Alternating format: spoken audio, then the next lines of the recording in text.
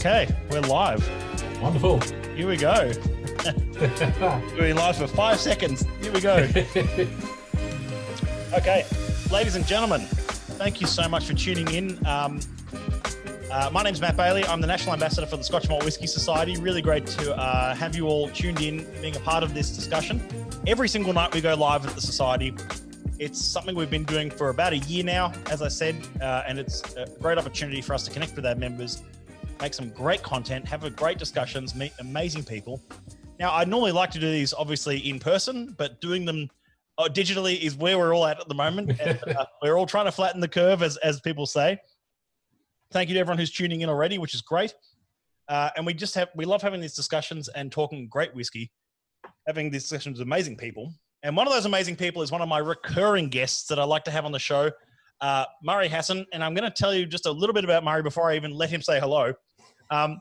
For those who don't know, Murray is an absolute book geek. Now, this guy has a history in book selling, in everything to do with books, so much so. I'll let him explain that a bit more. But really, when it comes to whiskey literature, he's the one I look to find out what's worth reading, what's worth checking out, and also which books are quite simply rubbish. So it's always good to get a bit of both sides of the coin there. But I will just say, and I know he doesn't like me saying this, but it's true, Murray was an integral part of my whiskey journey, along with a number of other people, of course, along with people like Andrew Durbidge, our cellar master, people even like Jonathan Walzak, a good friend of mine. So many names, I won't even try and list them all right now, but so many people that were integral to the early part of my whiskey journey. And Murray certainly was as well. And he was actually the person who properly introduced me to the Society, so that was a long time ago. I'm going to let him say hello. Murray, hello. Thank you for coming back onto the stream. Thank you very much, Matt. Lovely to be back. Excellent. Excellent. So we're going to talk some whiskey literature. Well, you're going to do most of the talking, I think. And we're going to talk for just an hour or just under and talk a little bit about some of the literature that you've recently discovered in whiskey writing that you think is well worth checking out in printed form. Of course, we're not talking blogs or serious writing online. We're talking about printed writing. But we should start with a dram in hand. What have you got? Absolutely. Well, I've got a Society dram, but this is one no one would have seen before. This is a Cragganmore. It's called a Roller Coaster Boaster. People probably can't quite see that on the screen there, but what's the code on that? 37.57. Yeah. I picked this up when I was in the UK about 3 years ago, and I tried it at the London rooms, the Gresham Street rooms, and adored it. So I had to buy a bottle there and then. It was like, okay, that's going on the list. It was part of the shopping list, which included obviously whiskey, but a lot of books too. So it's a given that, I'll buy a lot of books. But I love this whiskey because, yes, it's got a bit of age to it. It's 26 years, but it is truly sublime. It's not overly tannic or and not overly heavy going. It's a refill ex-bourbon hogshead, which makes sense as to why it's not super tannic. So team refill again. Hashtag team refill. Hashtag team refill. But this is just something that I thought would be quite nice to go with the first book that I wanted to introduce as well. So I thought I'd start with a few books. Given we're all in this wonderful situation, well, a situation we'll make the best of the circumstances of self-isolating and spending time indoors and obviously we won't be traveling much for a little while to come. So I thought a theme for tonight might be armchair travel and books concerning whiskey and people's travels around them. So I've picked 3 books that hopefully shed some light on that. The first one of those is a book that came out in 2018, and I think it was reviewed in one of our Unfiltered magazines, possibly in 2018, maybe early 2018. It's called Whiskies Galore by Ian Buxton. I'm not sure if it shows up properly there, but that's the cover of it. Ian Buxton is a well-known whiskey writer. He's done a lot of biographies of distilleries. I call them biographies of distilleries, but distillery histories. He's worked for a major drinks company. He's a member of a number of different whiskey clubs and credentialed in that regard, keeper of the Quake and so on. But he's written quite a lot, and he's one of those go-to authors in terms of the history of whiskey, history in context. It's Ian Buxton and Charlie McLean are two of those writers who don't just talk about the individual whiskies and review individual whiskies, but they look at the culture of it, they look at the history, where everything sits in place. Whiskies Galore, not to be confused with Whisky Galore, which was a book and a movie remade as a movie recently as well, about a shipwreck which involved a lot of spilled whiskey. Whiskies Galore is a tour of Scotland's island distilleries. And it's basically Ian Buxton on a bit of a road trip. He takes a car on the ferries to Islay. He goes to Jura. He goes to Arran. He goes, he doesn't take the car up to Orkney and to the Orkney Islands. He gets a car there and visits those areas. But he looks at some of the lesser known areas as well. Places like Harris, where they are distilling mainly gin. Great gin. Great gin. They make that Harris gin, which is fantastic. I tried some of that at the Oak Barrel just before the lockdown sort of situation came to be, and I know that they have a few bottles of that, and I thought it was a wonderful gin. I know that they're distilling and planning some whiskey spirits, so they've got new make down in barrels. I believe it's all ex-bourbon. I don't think they're doing any ex-sherry. But that aside, Ian has gone through and done a bit of a ramble through those areas. And a ramble is an apt term for this, I think, quite simply because he bangs on about things for a couple of pages. There were 2 pages spent talking about pens and fountain pens and the inks used. And speaking of pens, Scotty, show us your pens. This is a very, very nice. Scotty's already commented in the stream. Show us your pens. So, Scotty, I've still got my very, very subpar, mediocre hotel pen that it's here on my desk. What have you got there, Murray? What's going on? This one is a very lovely Waterman fountain pen, courtesy of Sally, one of our regulars. She gave that to me as a little Christmas present, and it was very, very nice of her, which I use frequently, actually, when writing up notes and things. So thank you very much. And yes, Scott, that satisfies the pen. Big shout out to Sally. Very generous of you, Sally. That was fantastic as well. Thank you. So yes, Whiskies Galore is a bit of a ramble. Ian talks about various distilleries going on, his experiences. He's discussing things related to island life as well. So what does it mean to be an islander in the inner or outer Hebrides, the islands off the west coast of Scotland? He talks about the distilleries. He infuses a bit of his own history of consulting with various distilleries and some of the histories of things. I found it a very interesting travelogue, very much in the same vein as an older book that some viewers may be aware of. Ian Banks, the late sci-fi writer who wrote under Ian M. Banks, wrote a book called Raw Spirit about 18 years ago, 2002, 2003. I know the one, yeah. Yeah. Again, he rambles. He just sort of goes on and on a bit about different topics and gets sidetracked in things, starts discussing what was going on at the time, which was politics and the war in Iraq and so on. Ian does refrain from the politics, but I think it's still a bit of a ramble nonetheless. So it's a fascinating they're rambles and sort of personal recounts of the times and of the people, and rather than it being just like a textbook. Yeah, it's not a textbook. It's not a tome. This is 146 pages. It's in paperback. I know it's available now, so if anyone was interested in that, certainly it's one that's been a very interesting read. At times, I found it hard going, if I'm honest, because I'm not in the mood for a bit of a ramble. I just wanted to get to the damn point. But at the same time, have you read Pip Hill's book? Oh, we know Pip Hill's book well. It's another ramble. But yeah, so Ian Buxton Whiskies Galore is quite a fun travelogue ramble, and it is also in the same vein as a lot of other travel books and travel writing that exist, where people have just sort of bounced along through different things and gone, well, I'm viewing this area and I want to observe it and infuse some of my own experience of that, the culture, the people, and so on. So each chapter is a different island. So Arran, Isla gets a couple of chapters.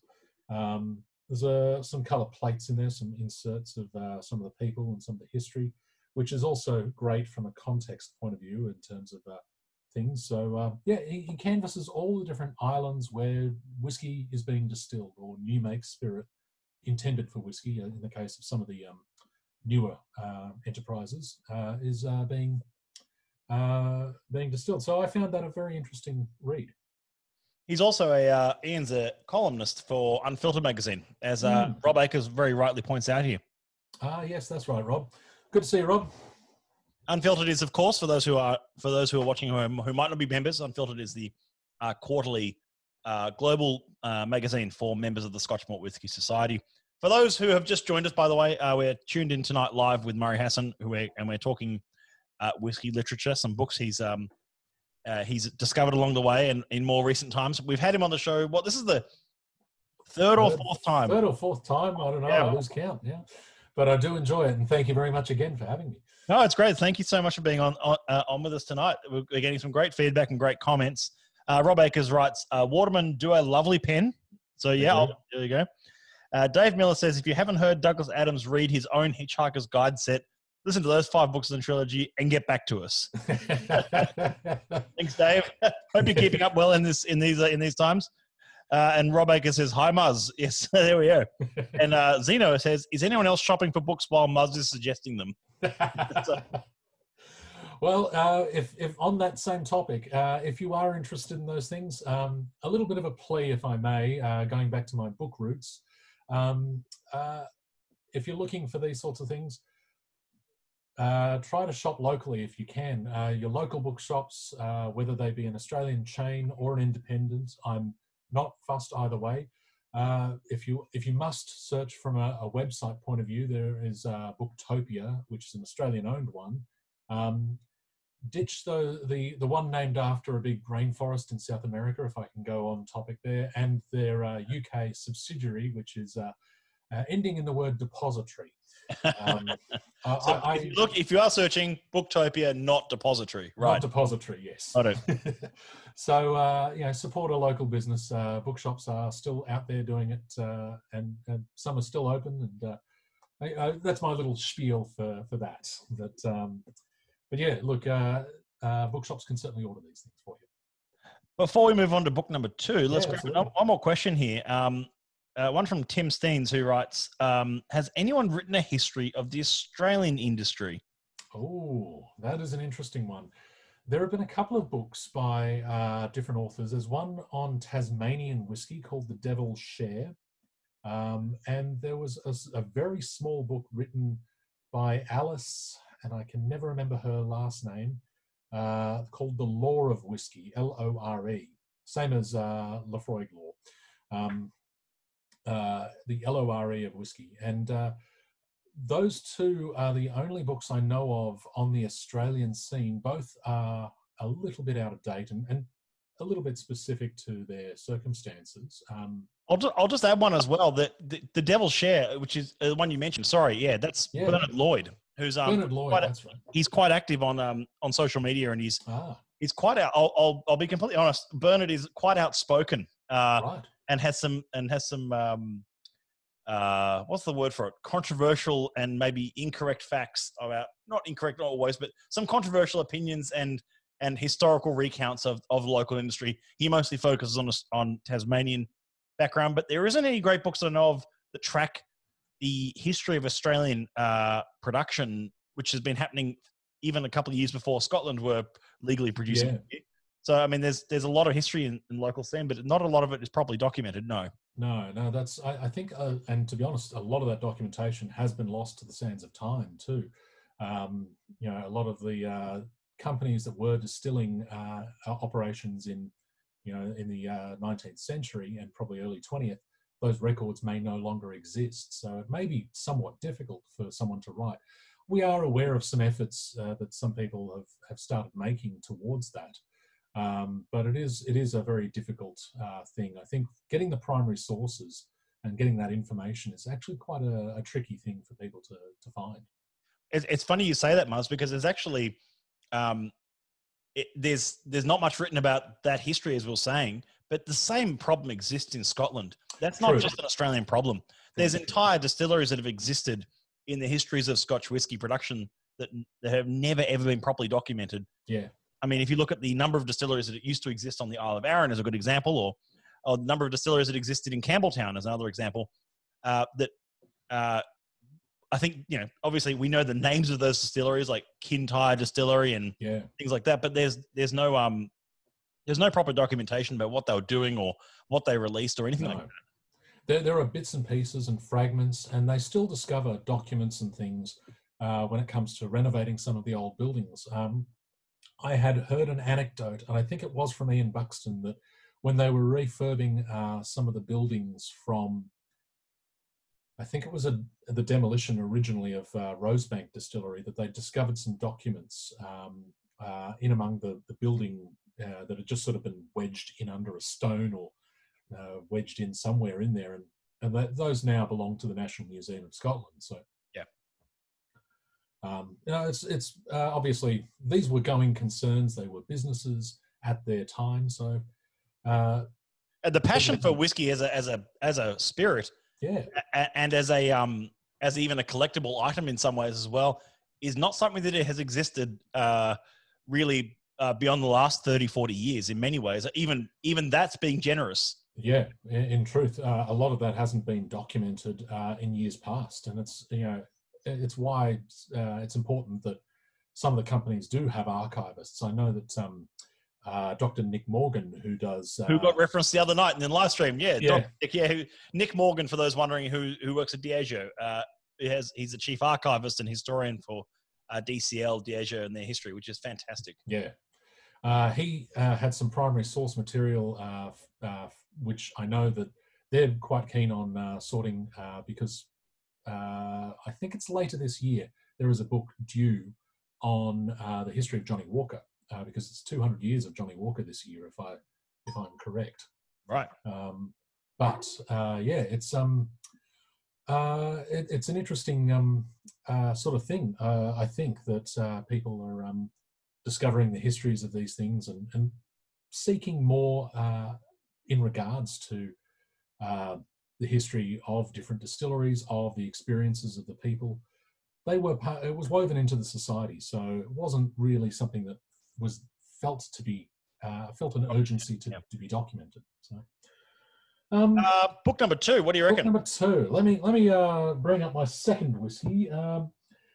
And there's a reason for this particular whiskey. It's one that we did feature here some time ago. Andalusian Gazpacho. It's 107.13. Let me hold that up. So there we go. I don't know. So that was a Speyside Festival special release, wasn't it? It was, yes. And I picked it up because I think we'd tried it somewhere. You had an open bottle somewhere, and sounds like a likely story. Yes, it's what we do. And I remember thinking, gee, I've got to get my hands on that. So as soon as that became available, I snapped that up, and I thought, yes, that's definitely one to bring out for this, because my second book is written by an author, Rachel McCormack, who's a Scot. But she is a food writer who left Scotland at a young age and went to Spain. And she's actually world recognized as an expert in Spanish cuisine and cooking and Spanish wines. This book is her ode to whiskey. It's called Chasing the Dram. And it's called Chasing the Dram, Finding the Spirit of Whiskey. And she'd never written about whiskey before. It's something that she was commissioned to write. She explains in the introduction that she's giving her dad, her father, an explanation of the writing that she's about to be doing. And he said, well, that seems all right, doesn't it? That's not bad. And she goes on to say, well, that's brilliant. That's, sunshine, rainbows, and, unicorns and everything. So she's playfully mocking some of the Scottish reserve and disposition of what she calls the Presbyterianism of anyone in Scotland. Right. But essentially, it is her fun-loving take on the exploration of whiskey, Scottish whiskey, what it means in culture, which a lot of writers have attempted to try to fathom. However, it's something rather interesting, I think, because she doesn't just go to distilleries. She doesn't just profile places like Ian does with the Whiskies Galore book. She goes and talks to the people in different parts of Europe. She goes to Spain and asks them, what is it you love about whiskey? Goes to France, where whiskey consumption is higher than cognac, I believe. I can't remember where it was. I remember reading that France had perhaps maybe the highest per capita in spirit consumption. I think it is something like that. I never remember quite the number or what that statistic is, but Yeah. it is one of those sort of staggering ones that they drink almost as much whiskey as they do in Scotland. But she goes to France, she goes to other places, but she writes about these things from a perspective of a food writer. So there are recipes woven in there, cocktail recipes, recipes to cook with whiskey and infuse whiskey into various foods. So it's like that book we talked about before Christmas. You had Cooking with Whiskey. Yeah. We were going to do a bit of a bake-off, but we never quite got around to that. And I think bushfires sort of got in the way with things. But what I find... Sorry. Luke McCarthy's book as well. Sorry.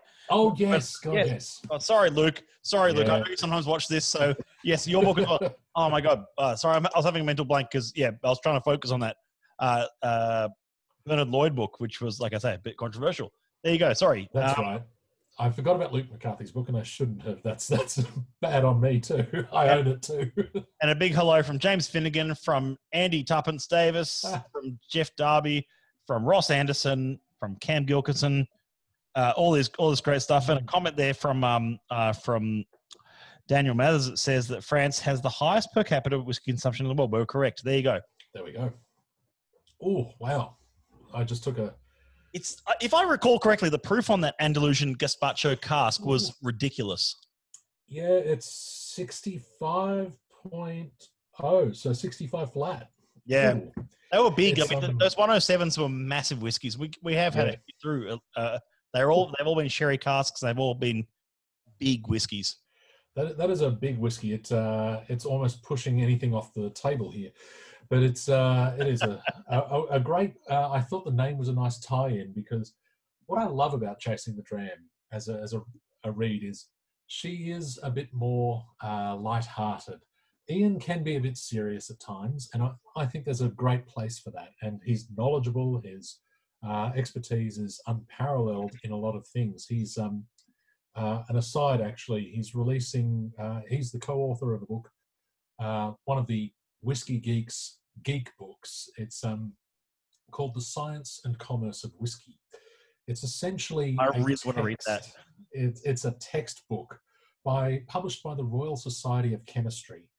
I have the first edition. The second edition's due out in May, and it's a hardcore book of science. It's one that I know our mutual friend, Mr. Withers, has a copy of it, and he said, it goes down some pretty dark rabbit holes of the science. It's essentially an industrial chemistry text, which, while I can get some of my head around it, I did start an industrial chemistry degree many, many years ago. Didn't pass or finish it, but that we'll leave to one side.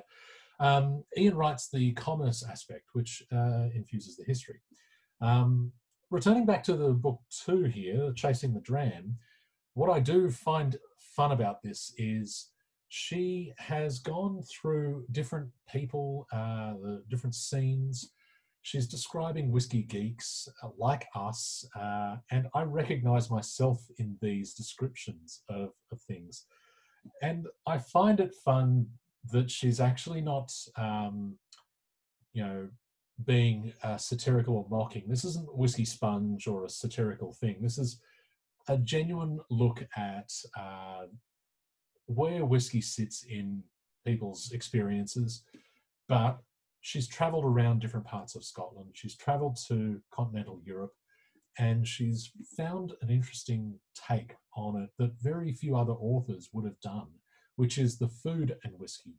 There are some other cookbooks and there are some other things that give you the full recipes, but they don't give all that background. So I find this really quite a fun read. I've got a hardcover copy here, but it has come out in paperback. It's obviously a little cheaper in paperback form, but I find when I'm a little bit down, as everyone can be when you're sitting at home and not sure what's going on in the world now. If you want a bit of a light-hearted, cheer me up read, this one is probably my go-to. So it's fun and light-hearted, yet there's still quite a lot of information in there and quite a lot of experiences that we will relate to as whiskey drinkers at multiple stages of the journey. That's incredible, and that kind of storytelling through how it relates to food, and not so much. I mean, there's a few, not a lot. I was about to say a lot. There's a few books out there on pairing with food. I'm sure if Fran's everyone to write one, it'd be a rip-roarer. And I know that Martine Noyer has written one, and I know of others. But that's incredible. Yeah, I think it's got a unique place. It came out, I think, 2017, and it just sort of sat there as a bit of a sleeper. And I remember buying it, thinking, "Oh, I'll get around to reading that." I had quite a few quite a few whiskey books to read at that time, and I thought, okay, well, I'll come back to it. And I picked it up just before Christmas, and we had bushfires raging on, and it was just, my head needed something that was a little bit more lighthearted and a little bit more fun. So that's a great read from that perspective. It's a good, well thought out, and obviously well edited, because someone who has that much culinary knowledge and is writing a bit of a not a screed in any way, in any negative way, but certainly writing a lot about the journey and so on, the actual travels that she's undertaking, needs someone to finesse that. And a shout out to the unseen people behind the scenes of a book production, which include the editors and the proofreaders and so on. I have read proof copies and manuscripts of things in the past, and most writers have appalling spelling and definitely need editors. So editors shape and finesse those things into what they end up being. So I certainly do appreciate that. Amazing. For those who are tuning in, there's lots of people jumping in and out, which is great. Thank you so much.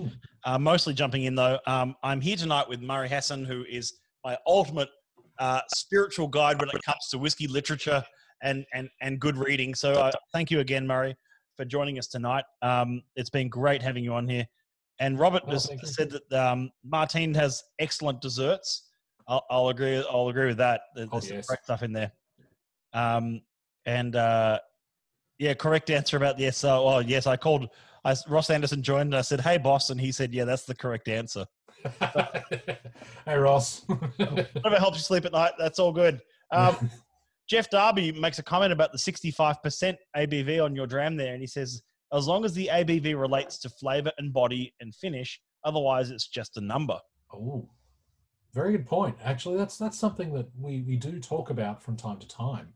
I think it's definitely one that has a lot of flavour. It carries it through, but you certainly do know that there's alcohol there. I won't say it's a flaw. I actually enjoy that. There are times when I do want something a little bit more gentle, something a little bit more restrained in the alcohol. But you're right, Jeff. It's when that number. Sometimes people do fixate on the number, same as they do with the phenols and ppms and things. I do find that's a really good point. That's a really good point, though, about people do obsess over these numbers on ABVs and ppms in whiskies and whatnot. Like, oh, this whiskey's 300 ppm. It's like, how come it tastes just as peaty as one that is technically 55? Because where are you measuring the peat, all that kind of discussion, which we won't go into right now. Oh no, that's a whole other thing. But I've said on the stream before how I've had some whiskies at natural cask strength 47, 46, 45% ABV. Yeah. And they taste huge. They taste like big on the palate and really full flavored. And I've had other whiskies that are 65, 68, 72% that taste like they're hot and thin and not really resonating. Higher proof does not mean a better whiskey. No, by no means. It just simply means there's a higher content of alcohol in there. The complexities, one of the many things that we do all enjoy in whiskey are the complexities in flavor. And, it's a fascinating thing to be able to find the flavors that exist in whiskey that will mask some of those hotter sensations that the alcohol proof will knock down in the mouth. And, we've said both before, we've tried whiskies that are just all up front and all alcohol presence, and there's just very little happening after that. And you go, well, that was an experience, but yeah. One that I'm not looking forward to repeating exactly. Yeah. Hit us with book 3. Hit us with book 3. All right. Well, let me pour the whiskey first. This is a little bit of a special one. Third dram for the third book. Here we go. Third dram, third book. This is an original label, and I don't use the term paper label. I use the term original label. That is... Andrew, if you're watching now or later, you're going to win this war. I can feel it already. This is one that Andrew actually very nicely, and I purchased it, I think, from him, or as a swap or something. It's 24.95. So this is a pretty special and rare drop. It was distilled in May 1990. So it was distilled 20 years ago, just about, but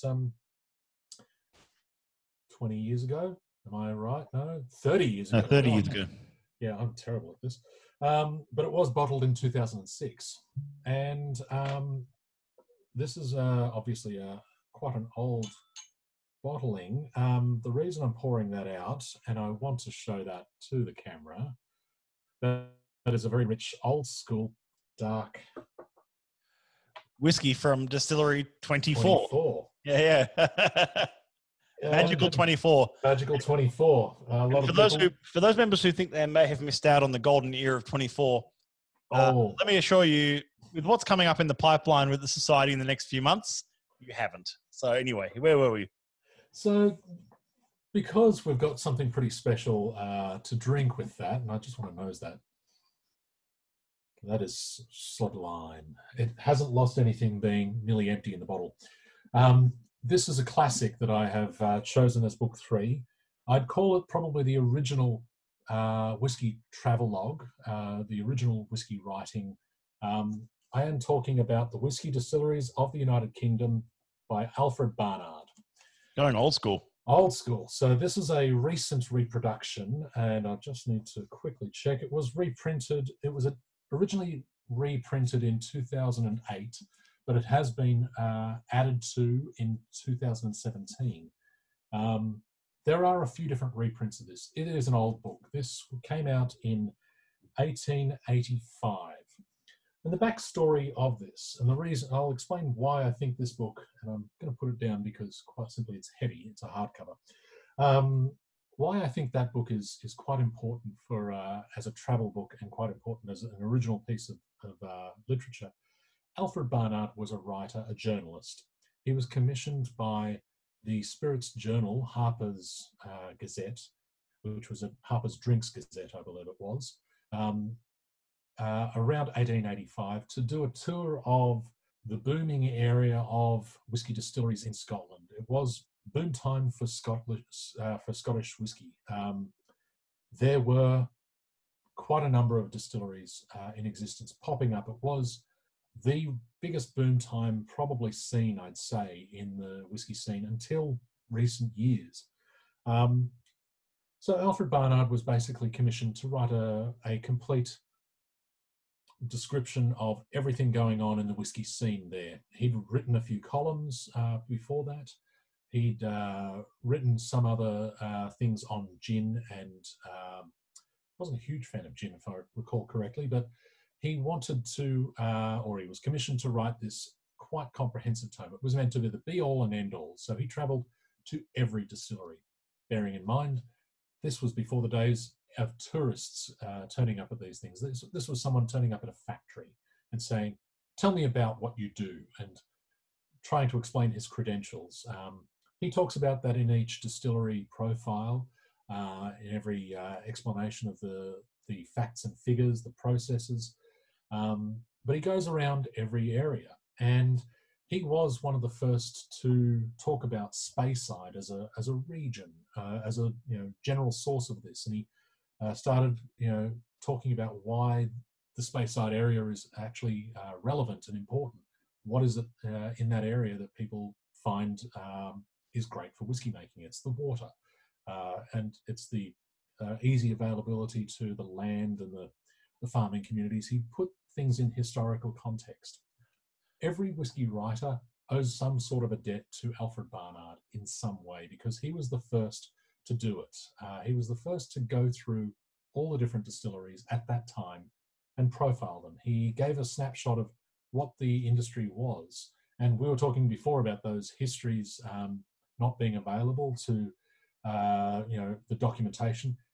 His primary sources are probably some of the most relevant. Obviously, he's got his own biases. He has his own particular things that he fixates on. But sorry. I've had a request here. If we could just see the front cover of that book again. Yes, absolutely. It's so that is the Whiskey Distilleries. Apologies for the back to front. So that's it's coming through normal. It's coming through normal on your side. Yeah, okay, we're all good. Excellent. So the Whiskey Distilleries of the United Kingdom, as it says in a comment below, the foundation of today's Scotch whisky heritage. This particular edition is the current one you'll be able to obtain. Oh, there's a lovely sound. There's that sound. Sorry. Oh, I love it. This is a reproduction of that.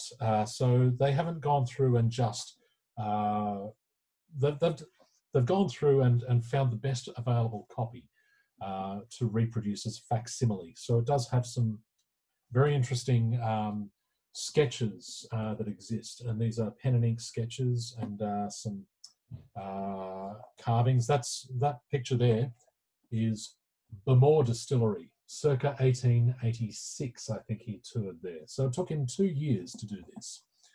Yeah, I've still got a few casks of 1886 bottlings, kicking around. Exactly, just kicking around. Yeah.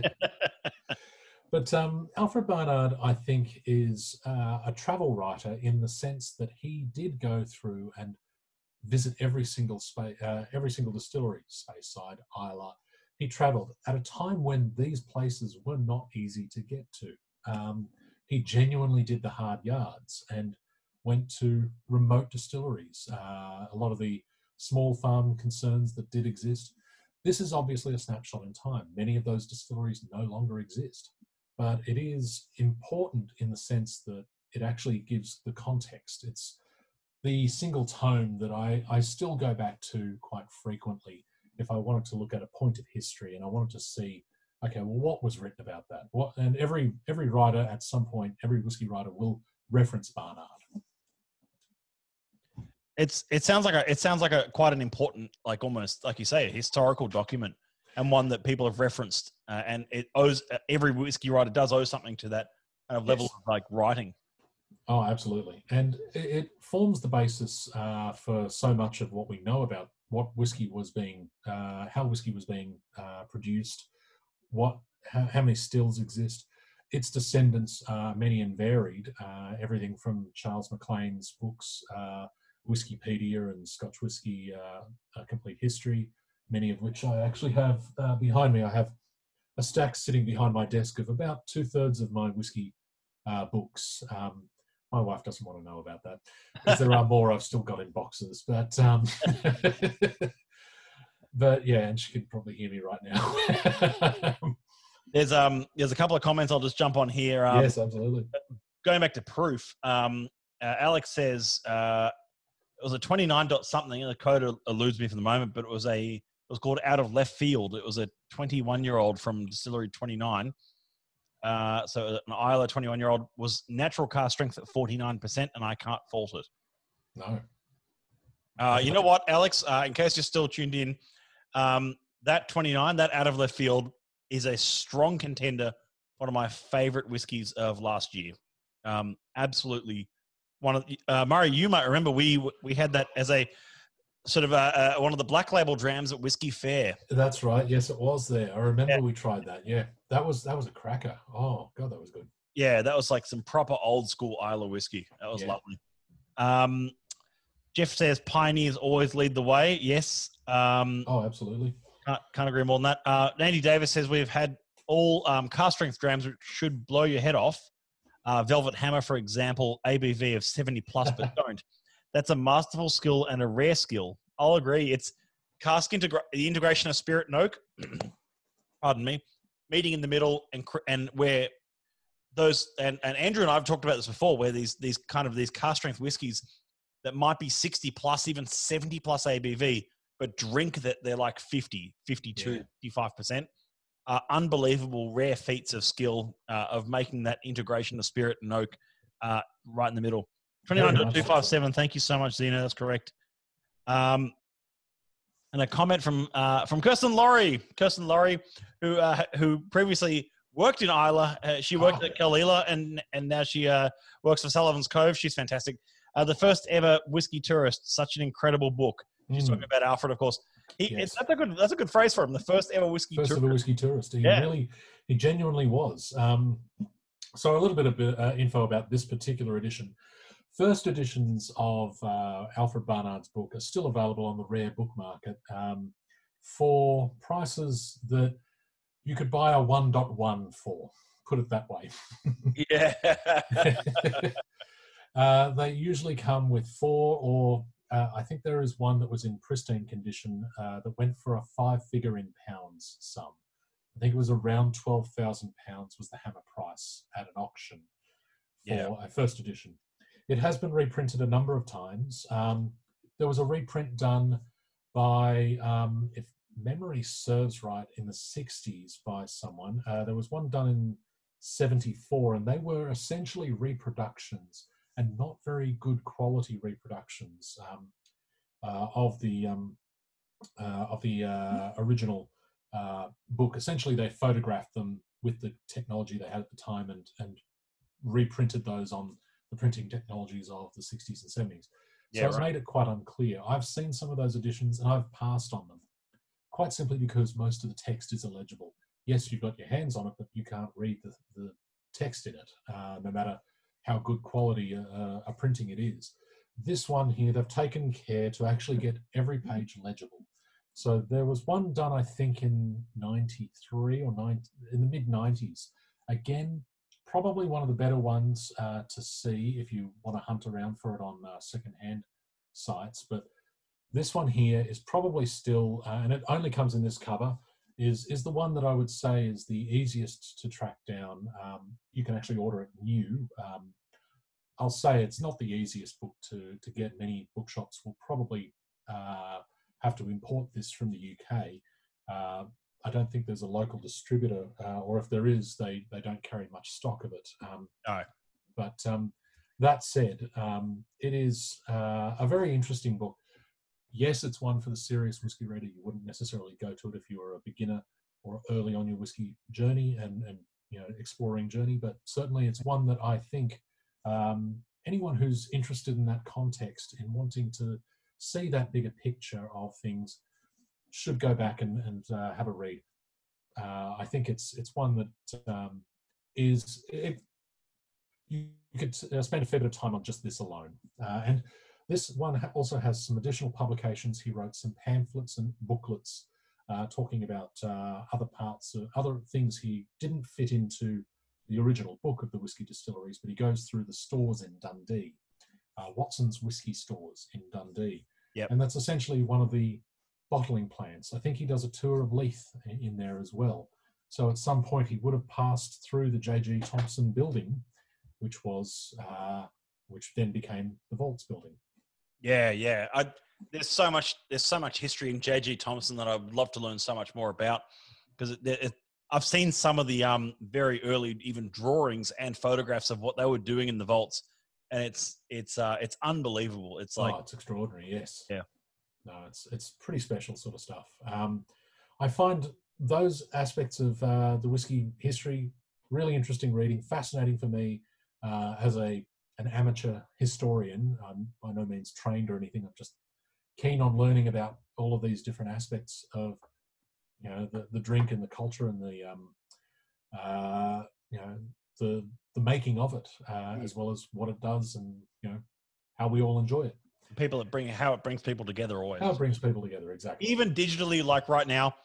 Thank you, everyone who's been tuning in so far. You're tuned in with myself, Matt Bailey, and my special guest, Murray Hassan, talking about the whiskey culture, talking about mostly whiskey literature, and some great books that he's recommended tonight. 2 of which are very easily obtainable. One of which might be a bit tricky to get your hands on, but it's still worth scouting out if you want to read about the original whiskey tourist, as we say. Some of the comments and questions coming in, which we'll finish up with. Yeah, absolutely. Robert says, I think I'm going to have to open my Andalusian Gazpacho. So he's got to find an excuse to open it. Robert, I recommend jumping into that one. And it needs time in the glass. I'm going to come back to this. It's already evolving a bit. It's been in the glass now for about 20 minutes, and I'm really enjoying it.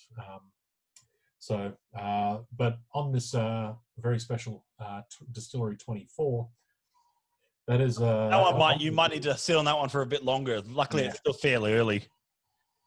Yes, no, that is a wonderful one. But no, I just wanted to give people a bit of an insight into some whiskey travels and armchair literature. So yeah, I thought that'd be something fun. This has been great. Thank you so much.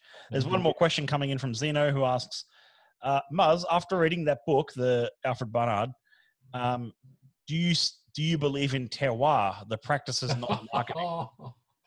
Oh, it's a tough one. I think it's not so much terroir in the sense of in the definition that wine has it. Wine uses a very particular use of the term terroir relating to the soil. I think because of the way whiskey was produced in the time of Barnard's book, you weren't dealing with commercial maltsters. You weren't dealing with a lot of those other things. Terroir, not in that same sense. Do I believe it works in the same sense as a wine or a champagne and things like that? No. Do I think there's a place and how it is made does affect it? Yes, because it's undeniable that it's a combination of the skills of the people that are there, the buildings that are there, the equipment and plant that they use, the stills. But obviously they've reduced some of those factors. They've taken things out by removing most of their grain, most of the barley and malt is coming from commercial concerns that are supplying to consistent spec. So do I think that's a dominating feature? No, I think that's now been pulled out of the equation. There's a sense of what those things evoke. I think in Barnard's time, I think in those times, you probably had a greater sense of those local factors because the barley was probably sourced from local farms. Does that mean there's terroir with the new concerns and the new distilleries and the operations like, going from farm to distillery? Kilhoman is one that comes to mind, and some of the other ones that are the small distillery operations starting up recently. Perhaps, but it's very hard to know. That's a very hard one to pin down. I think I've talked about this at length as well. It's not really it's very hard to pin down is the right phrase for it. There is terroir in whiskey. Is it to the same extent as wine and champagne? No, but yeah, it's certainly there, but it has a different place in the overall end result rather than what we expect it to be. Absolutely, yeah. It exists, but yeah, not in the same way we think of wines. Robert Akers finishes up by saying, by the way, big shout out to Emily Kaysen and Martin Eber. Thanks for joining in. Robert Akers says, Glenmorangie did a small run from local barley and wild yeast. They did. Yes, they did. They did a wild yeast and local. I'm not sure it was local barley, but it was wild yeast released that one. The Alta or something it was called. Alta. I remember. Yeah, sorry. Alta. I think it was one of those special release ones. One of their private editions. Yep. Yeah. And we've seen the same with we've seen wild yeasts used in a lot of society casks. If you look at some of the 112s, 135s, we've seen some fantastic wild yeast versions and wine yeasts and Chardonnay yeasts, etc. used. So there's always experimentation in yeast, but and I think that obviously contributes to the end result. But it's to what extent is another discussion, of course. Yeah. Thank you everyone for tuning in tonight. I really appreciate everyone being a part of this and asking some amazing questions. Murray talking about some amazing books, and of course, he's pouring the most amazing drams tonight. I've had one or two, but I haven't. I don't have a vintage 24 in my house right now. I thought something special. Yeah, hey, very cool. It's open, and you gotta drink these things. You know, life's too short. Exactly. Thank you everyone for tuning in, and I will. Just a quick recap. We've been talking to Murray tonight about some whiskey literature. If you missed the bulk of this stream, you can catch up on our Facebook group, on our Facebook page, on our YouTube channel. There'll be snippets and all of it also on Instagram, on IGTV. So always welcome to catch up with what we're doing. In the meantime, however, tomorrow night is Friday night. So it's the Friday night drink session. Very informal. It's just back to me. I hope that's okay for everyone. And then we'll go from there. Weekend streams we're keeping very informal, but there are obviously some streams over the weekend. So I think there's a flavor stream that we're working on for Saturday, but I'll let you know about that. And then the next week's streams are going to be announced tomorrow. Really excited by those. We've got some really special guests as well coming in next week, especially Monday, Tuesday, Wednesday. Of course, but however, Monday night is our I've got the box here somewhere. Oh, here it is. the gathering stream, which is live Monday night, 7 p.m. to all the platforms. If you bought one of these packs, you'll get a special email notification about it, and you'll even be able to join in the stream on your camera and mic if you wish to do so, which is really exciting because we're going to have all the members who want to join in, ask some questions live with the pack. Even if you don't have a pack, come join in, see what it's all about. And I will see you all tomorrow night, of course, for Friday Q&A. A big thanks again to Murray. Thank you again. Thank you very much, Matt. And you're getting a digital applause, I'm sure. So I appreciate it. And we'll catch you all soon. And to your good health, happy dramming. Happy dramming all. Cheers, everyone. Thank you.